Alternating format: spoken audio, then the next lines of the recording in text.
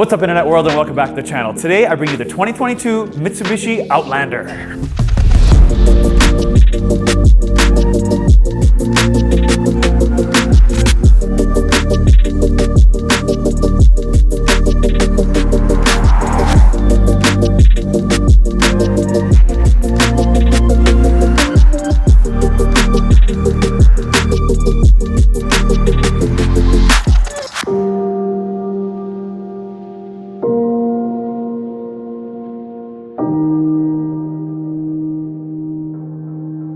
Yes, we finally have a Mitsubishi on the channel, and when I think about Mitsubishi, I think about all the cool cars like the Evo, the Eclipse, the VR4 Galant, the Montero, and of course my personal favorite, the 3000 GT. This is not it, but I'm so excited to have a Mitsubishi because like all other people out there, we just want Mitsubishi to win. For the last 10 years, they've been kind of like, where have you gone? Because they made such cool cars and then something happened. They got bought over by Renault in 2016, and I think that's what happened. But this one is totally different because this one's a joint effort with Nissan. And there's a ton of Nissan in here, but the outside is not. It is clearly not sure. Now, as we go through this video, you will notice that there's a lot of Nissan Rogue in this Mitsubishi Outlander because, as I mentioned, it was a partnership build between Nissan and Mitsubishi. And the unique part about the Outlander is it does come with a third row standard, which means you can fit 7 humans in there. We'll talk about that a little bit later. But on the front end, as you can see, it's very progressive. I really like the styling they've done on the front, especially these headlights. They're nice and sharp, very Land Rover-esque. Now, a lot of vehicles are sort of copying this flow of sharp, skinny little headlights. There's a ton of them out there, so I won't name them all, but it's very Land Rover-ish, and I do like that feature on the front. The other thing I like about this thing is it's a nice, large front end. It's not skinny, there's not a lot of bumper. It's a lot of bumper with cuts. So if you start at the top here, the grille, it's got these little indentations that make it look really fancy, except it doesn't really go anywhere. It just sort of gives that 3D sort of shape design look. But as far as going somewhere, if you go underneath here, that's where you will see it will flow into the radiator where the horns are, and then you've got all your front radar systems. So it does have obviously adaptive cruise control, it does have stop and go. It also has lane assist, it keeps you in your lane centering, and then of course your little front camera here. Moving underneath there, you will see you have your sensors in the front and then a little bit of a valence on the bottom here, and it's pretty muscular and meaty. Now you must be asking yourself, what is this monster light over here? Well, these are actually your low beams and your high beams all built into here. The low beams are not up here like you'd think. They've sort of changed them up a little bit, but that's kind of becoming a little bit more common. Even that Santa Fe we have back here to review next also has that kind of feature, that it's over here, your lights are over here, which is really strange. You'd expect them to be up here. Up here is only your signals and of course your daytime running lights. And then down here, yes, those are in fact your fog lights where they're supposed to be. And something really premium about this, those are headlight washers. Yes, this pops up and shoots water here to clean this big piece of plastic. So as I lift this Range Rover-esque hood, you will notice that it does have this indentation very similar to a Range Rover. It also has an availability to get the word Outlander right here, just like the Range Rover, except that costs $137 Canadian. Kind of strange why they charge that at the dealer. Now, when I pop the hood, you will notice that it is not a Range Rover. It is actually a lot closer to Subaru because this thing is called an Outlander, not an Outback. It also does have a 2.5 liter that makes a whopping 181 horsepower and 181 pound-feet of torque, which is so weak. And if I have to complain about Subarus and their power, yeah, there's just not enough of it. And this kind of reminds me of that. 181 horsepower, 181 pound-feet of torque with 7 people you can fit.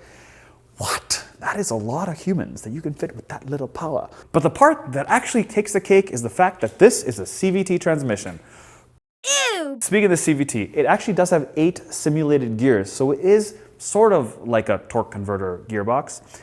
Now, let's talk about gas mileage. I've been driving this thing around and it's decently good on gas mileage, and I was like, oh, maybe the CVT will kind of bother me when I'm on the throttle, but when I'm coasting around town, I actually don't notice it. Low RPMs, the CVT is really good.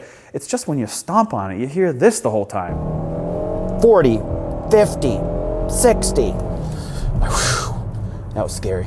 So do I have hate for the fact that it makes 181 horsepower? No, I have hate on the fact that the Rogue base engine is this, and the upgraded engine, or pretty much every other engine you get in a non-base Rogue, actually has the 1.6 turbocharged that makes 201 horsepower and 225 pound-feet of torque. So you'd think in this model, which is the top model, which is the GT version, you'd get the bigger engine that Nissan has. But Nissan's like, no, we'll share some stuff with you, just not the more powerful engine. We'll give you the 181 horsepower beast. Now moving along the side here, doesn't this look like the Chevy Blazer right here? Really skinny DRLs and obviously the same sort of headlight design on there. But take a look at these wheels. These are really nice wheels. Like they look very German, and I don't mean that in a good or bad way. They're just nice. Really good quality wheels. The design and the shape, this finish here is really good. Now these are 20s, you can get them in 18s as well, depending on the model and trim you get. These are obviously painted mirrors and painted door handles, which are an option when you get this GT version. But the most important part of the side of this thing is this floating design. You see how it's flat and straight? It is exactly the same height here as it is right here. But if you look at anything else in this class, it's not. It does have like sort of a top-heavy, egg-type design on the roof. This is a floating roofline or flat roof. And yes, the mirrors are bolted to the actual body of the car and not on where the window goes, which is nice because it gives that cool design. Also, they are folding, they are heated, they are powered, and they are also fitted with a camera, so you can see a 360 all the way around. Now, as I mentioned, this is a 7-passenger, so the third row or the little kiddies back here will have this little small window, which is kind of annoying. They should have a little bit more of a window. They should have flared out right till here, so the kiddies in the third row can actually see out the window. My opinion. Now, my other opinion also is this is like Kia, where they don't have keyless in the back. It's just in the front. So if the key's in my pocket and I walk up to the car and I want to open the back doors, well, I cannot because it needs to be in the front door. How easy it is to get in and out of the Mitsubishi Outlander. Pretty good. Now, when I check the side, it says MPV for multi-purpose vehicle. It also says it's built in Japan and not in North America. Oddly enough, it does have a 12-gallon fuel tank that is not here. It's on the other side. That is interesting. And what's interesting is this rear spoiler. Take a look at this thing. Did they just put it in the wrong spot? Because this piece here is not gloss black, and it doesn't even match up to here. Kind of odd. But the back is not odd. I actually do like the way the back looks. It's a nice, clean look, nice Mitsubishi sign there, logo, emblem, whatever you'd like to call it, and boom, look at those lights. They do sort of look like an older generation X5 right here, this design right here, but all in all, the back end is really nice. Even though it does have fakey exhaust on this side, they're actually hiding underneath. And as far as towing, this thing can tow 2,000 pounds, a whopping 2,000 pounds. It does have trailer sway control inside the vehicle, but all in all, let's jump inside. So you get this nice plaid looking tonneau separator in the back here of this Mitsubishi, but I want to show you guys how much room we have with the back seats down. Now, as you can see, these third rows are really small, and we'll show you that when we get in, but how much room do we have? We have about 37 inches, 37, almost 38 inches from the back seats, the second row, to the trunk. As far as width goes, you've got about 44. And height, well, again, this is like your typical SUV, so you have about 32, 33, which is pretty standard, nothing crazy there. Now to put the third row up, they simply have these handles, you just pull them up, and then they slide right there. Now you're wondering where these headrests are, where there's this compartment for them right here. When I lift this up, they're hiding. So they've made this compartment specifically to hide these third row headrests in, but how much room do we have? Because that is the most important part. And obviously you don't have a ton, but you still get about 14 and a half, 15 inches. It's the height that's gonna be the problem when this tailgate actually comes down. So it's more angled like that. So as far as real depth goes, you probably have about 10 or 11 inches. So not a ton of room, but you can still fit about 2 smaller suitcases. Now, people are gonna ask me, why is there even a third row in this thing? And that's because of marketing. That's the most important piece here, marketing, because you can say, yes, we've got a third row, drag people through the door, and hopefully sell them on the fact they have 2 little kids that they can fit back here. Because if you actually think about it, then most big SUVs are actually 4 rows because you can fit 2 of these in pretty much most big SUVs nowadays, because look how much room you have. Nothing. So yeah, it is pretty tight back here. Now, even the tight part I'm okay with, but there's a few things I'm not. Just the way these seats are sort of shaped, they're shaped to make me slide forward. I want them to actually make me slide backwards into the seat. It just kind of slides me down over here. This should not be here. That's my opinion. I feel like it should just go deeper. Like this piece should be back probably a good 2 inches or so. That way my butt slides this way.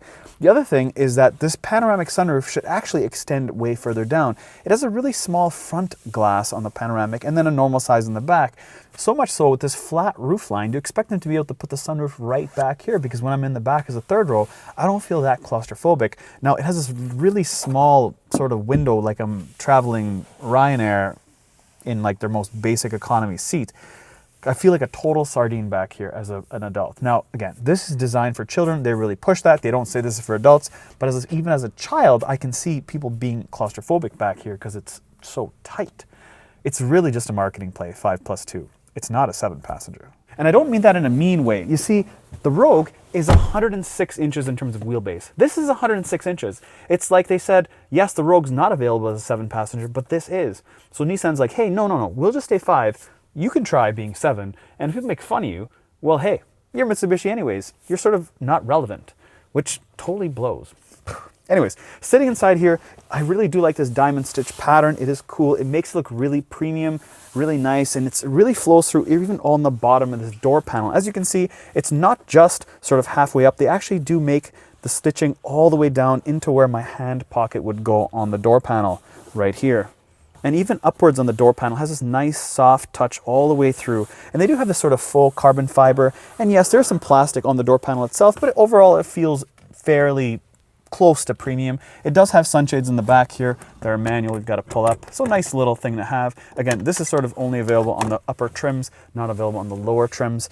But check out the back here. It's kind of cool that the fact they have 2 different sleeves. You can put your cell phone here and say another iPad or something up here. Kind of nice for them to think about the people in the back, because they forgot about the guys in the back. They don't even have any plugs, no USBs in the 3rd row.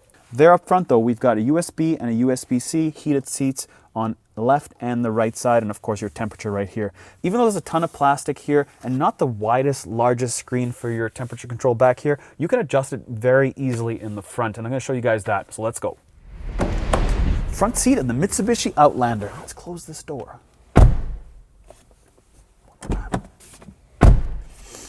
Doesn't feel super solid. It feels normal. It feels like they put a little bit more weight in the door panel. The door feels kind of flimsy a little bit, but hey, it is what it is. Now, as far as the door panel moving onward, again, it does have that nice touch just like the back seats. It does have memory seat. It does have folding in mirrors that you press this button and it closes in. Now, speaking of seats, it does have really, really nice padding on these seats, and they hold me in pretty well, good bolstering.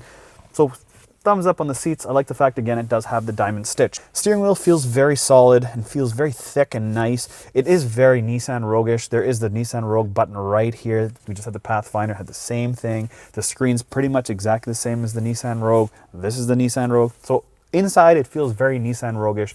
Maybe a little bit of Mitsubishi. I like the dash though, it's nice and clean. This specific color will probably get dirty very, very fast, but it's a nice, different, sort of refreshing color as opposed to just black, you know? It does have these nice vents that flow through all the way there, sort of like the Audi A4s did back in the day. Just very clean and nice. Even the stop-start button is very premium-ish. Now moving down is your Hvac controls. Very easy to use, nothing complicated. I really like the fact that the rear adjustments are simply just say rear, and you can make it hotter or colder by touching them. No hitting a rear button and then using the same knob, and then maybe the knob goes back to front, and you know what I mean. It does have heated steering wheel when I push this button, and underneath that we've got USB and USB-C along with a wireless pad that I can simply just put my phone in. Now, better than the Nissans though, I can just put my phone in and it will charge anywhere on this pad.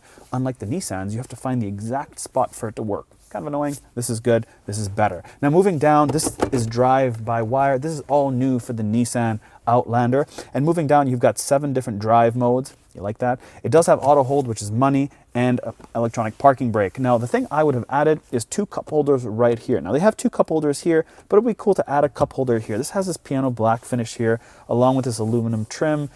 Kind of odd. It has this weird transition, just like you're mixing like hardwood floor and laminate together. Not a good look.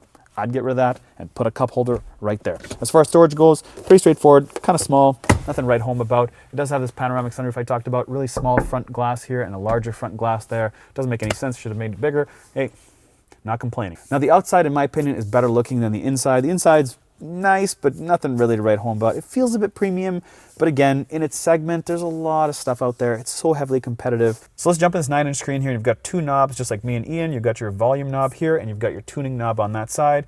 You've got your day and auto button right there to change the brightness of the screen. You've got your forwards and reverse right here, your audio, menu, map, camera, and then obviously to go back. Pretty straightforward stuff, nothing over the top, pretty basic if you ask me. Let's take a look at some of the speed of this thing. So if I hit map here, that's usually the fastest way to show you. Now look at this quality, sort of basic, nothing crazy about it. Good speed though. It's not totally slowy. It's pretty pretty fast if you ask me, just that it's very, very basic. Now, again, most people are not going to use this because it does have wireless CarPlay, and of course you have to plug your phone in to get Android Auto. That's what most people use it on, and then obviously if you're picking your radio stations. But straightforward stuff, Bluetooth audio, satellite radio, and that's it. So nothing really too deep to dive in this guy. More of the content is really in the driver's display that has a little bit better quality as far as visuals go. Again, on that one, you can't change the overall display. You can just arrange what's in the center, as you can see here. Something crazy, I would say that it's just a digital display. It doesn't really check all the boxes. It gives you all the data you need to have, but it's definitely not as crazy as, say, a Mercedes-Benz. Again, we're in a Mitsubishi, but it does have a 10-inch heads-up display, which is nice to have at that size for this price point. Drive time of the Mitsubishi Outlander. Now, everything feels good at first. Now that I'm sitting in it, I can actually tell you, like, it looks good, but they forgot to put some padding underneath these pieces because it feels like there's barely any padding. It feels faux luxury. Foot to the ground. Okay, simulated gears. 8 simulated gears out of the CVT. All right, foot to the ground and making lots of noise. All right, how's the turning radius of my Mitsubishi? Really good. Really good turning radius. Really good turning radius. Foot to the ground. It's just so funny. When you hit the foot to the ground in these CVT cars, it's like, but it doesn't really move fast. It's like a trick. It's like, make a car that makes a lot of noise but doesn't go fast. CVT must stand for complete waste of a transmission, because this is foot to the ground. Okay, are we moving? On the brakes. And let's take this turn. And on the throttle. Good suspension. Suspension's pretty stiff, actually. Foot to the ground. Foot still on the ground. Yeah, and that's just me. Add 6 more people and we ain't moving. At least not fast, that is. So perfect for those that don't want to drive fast. And it's really good suspension though. Cool. Good suspension. So it's not exactly a driver's car. It ain't fast, but it is stylish, and it gives you all the nice fluff in here. Fluff feeling in here. And it gives you all the tech, sort of. Really cool, clean display when you turn these little knobs to get eco, normal, tarmac, gravel, snow, mud, and then back to tarmac. So that's all cool. And then of course is the warranty. It's one of the best backed warranties out there. So that's one reason to buy it. And that's why people buy them. Because good deals, good warranty, the end. And you get all this fluff. Because then they can say, yeah, it's a Mitsubishi, but look at this diamond stitched. This is cool, diamond stitched. That's cool. But it ain't the Mitsubishi I wanted. And for that, you're gonna have to wait for the Evo video. And hopefully with this review, they'll give us one. Anyways, thanks for subscribing, and as always, see you in the next one.